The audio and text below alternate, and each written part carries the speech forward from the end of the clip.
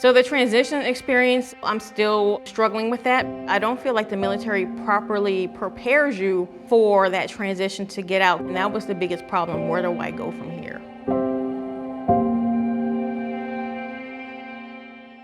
My first name is Tpau. I was in the Navy from 1999 till 2020. And I was an aviation maintenance administration man. I was a young 18-year-old, first time away from home. I didn't really recognize that I had, mental health issues. I knew I had a problem, but I was afraid to seek help.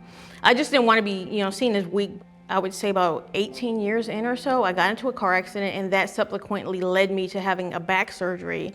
I got into that accident, then I had another accident, and that led to another back surgery. So it was just, I was dealing with chronic pain. I couldn't, stand up for a long time. I couldn't sit down for a long time. So the hardest thing to do is to actually seek help. And I didn't really find out the extent of my issues until I actually had my CMP exam by the VA.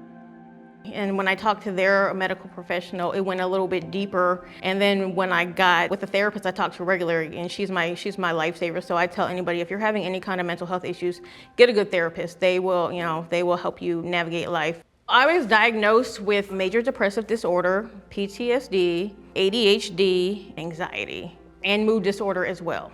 Some of the symptoms I experienced was like lack of sleep. Like I really didn't sleep well. I wasn't eating properly. I would get mad. I would just snap at times. I would get angry. I would just have fits of crying. I didn't know what it was, and I would just get upset. And the other thing was when my drinking increased, and I just realized, hey, there's something really going on here. Fortunately, I curtailed the drinking, and since I've been, under treatment for mental health, I've been doing so much better in life.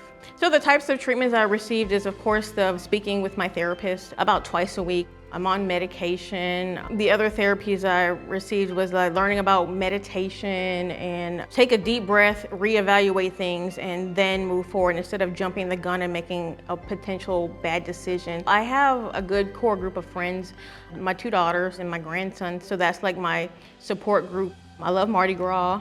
I ride in a couple parades. I like to do the decorating for Mardi Gras. I'm in 2 different crews. We have specialty throws, so I like to decorate these throws, and I just ride in a cruise, and I'm the one that's throwing the stuff off the floats. But I also go to parades. The parades are like nothing you'll ever see, and I tell anybody, if you ever get a chance to come to New Orleans, come for Mardi Gras. It's just like no other time of the year. It's just like my second Christmas. And now I'm able to actually process emotions and thoughts a little bit better thanks to therapy. So I'm able to have better relationships with people.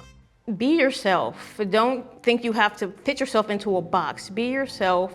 As long as you can be a better you, you can help other people. If you feel like you're struggling, seek mental health.